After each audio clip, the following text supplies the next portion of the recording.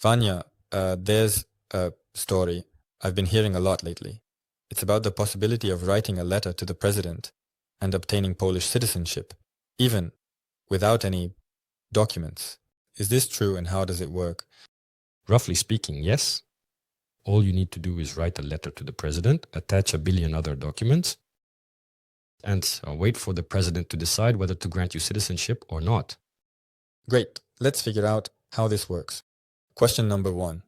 Which documents from this whole billion need to be attached? I want to know the entire billion documents. Actually, let's probably focus on what merits you should have for Poland in order for you to even be able to go through this procedure. This procedure isn't just about writing a letter and getting citizenship.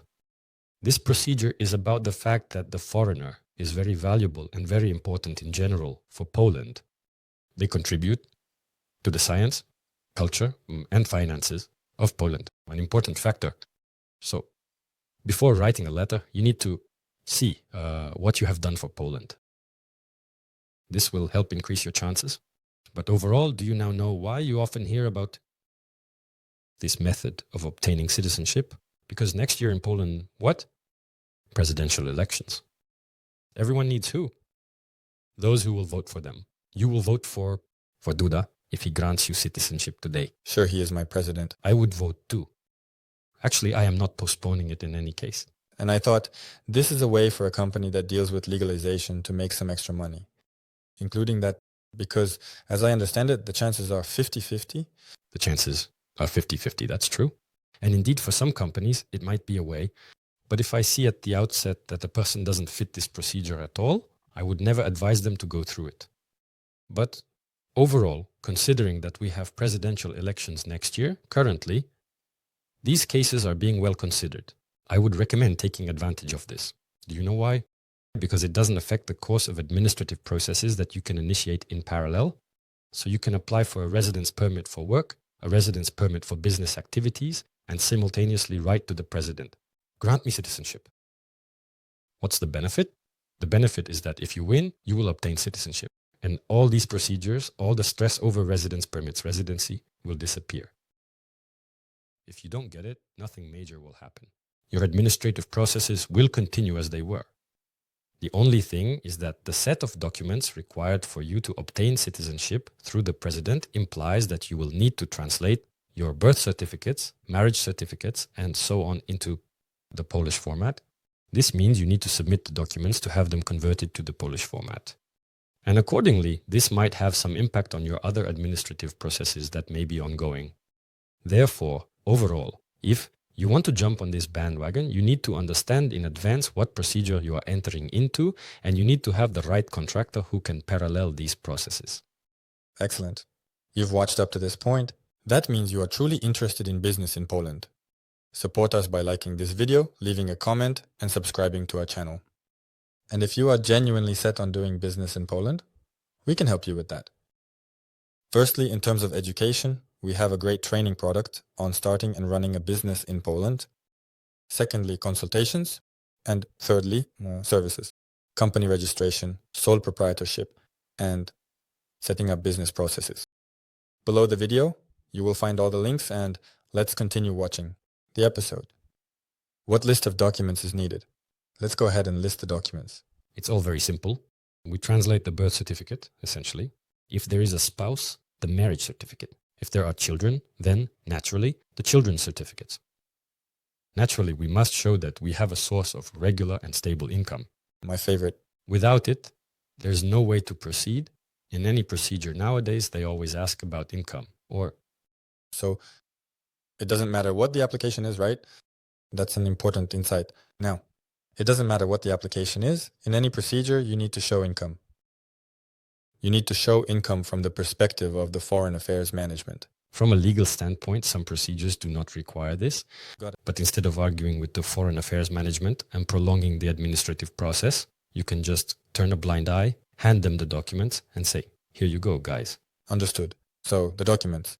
In addition to this, you need to show how valuable you are to the Polish state. Namely, you need to show, for example, that you built a factory, that you hired a certain number of people, work at the factory, give them jobs, pay taxes on it, and in principle, your business develops. Or You are a super artist performing in the theater, contributing significantly to Poland in terms of cultural development. And then you also need to demonstrate this. Clearly show that you are bringing something new to the Polish state and helping it develop in some financial, cultural, or other areas. But what should ordinary people do? If I am not an actor, musician, I don't have a factory that I built here. Does it make sense to do this in such a case? It does, because the decision in this case is not made by the Office for Foreigners, but by a subjective person, just the president, who may sign it for you or may not. As you said earlier, the chances are 50-50. But if there is a 50% chance of obtaining Polish citizenship, I believe that one should take advantage of it. You just need to jump on this train. Yes. And what does the process look like? So I've decided to write the letter myself and prepare the case, or I'll come to you for the service. What does this process look like? In general, as always, there is a client scoring process where we understand what documents are needed specifically for their situation. After that, usually translations of the birth certificate, marriage certificate, and so on are initiated. This will most likely need to be done outside the Masovian voivodeship because of the queues, because it's not just us who know about this, everyone knows. But do you mean applying for citizenship? No, I mean translating documents. Because, for example, to translate a birth certificate from Ukrainian to a Polish template, you need to register at a specific office, bring the documents there, and wait for some time. After that, they will issue it to you. A Polish template of the birth certificate. Got it. Therefore, we recommend using some hacks, like going somewhere not too far out of town. The nearest city where they can do this and submit the documents there, the process will just go much faster. In addition to this, we need to write a detailed justification explaining why exactly they should sign this application for you. And accordingly gather this pile of documents that I mentioned earlier. That is, proof of income, proof that there is a place to live, absolutely all documents. The base, yes, and insurance, yes. There is a decision that is signed for people who have no grounds at all. Well, I've heard about that too, yes. They just work and kind of wrote a letter. They got lucky, cool.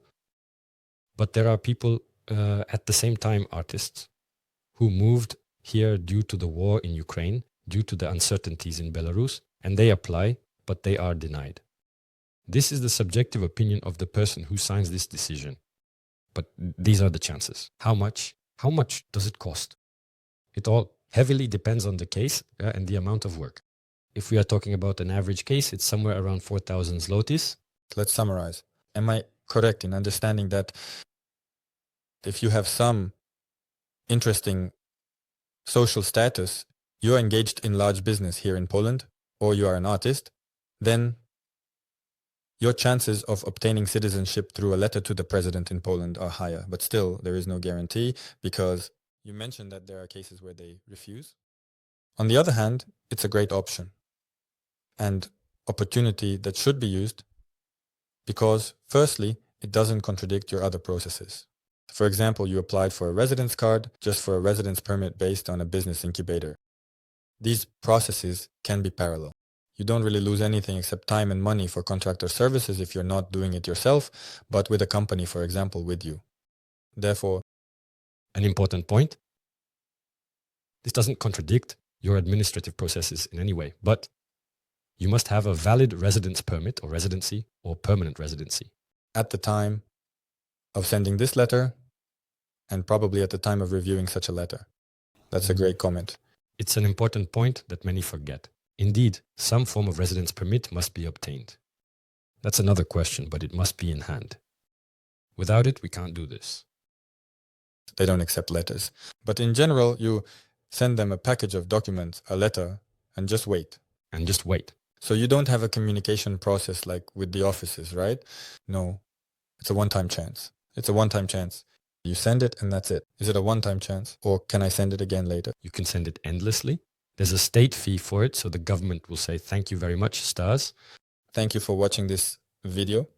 I believe it was useful for you, and if so, support us by liking this video and subscribing to our channel. Below the video, there's a comment section. Ask your questions, discuss the episode, and we will be happy to answer your questions.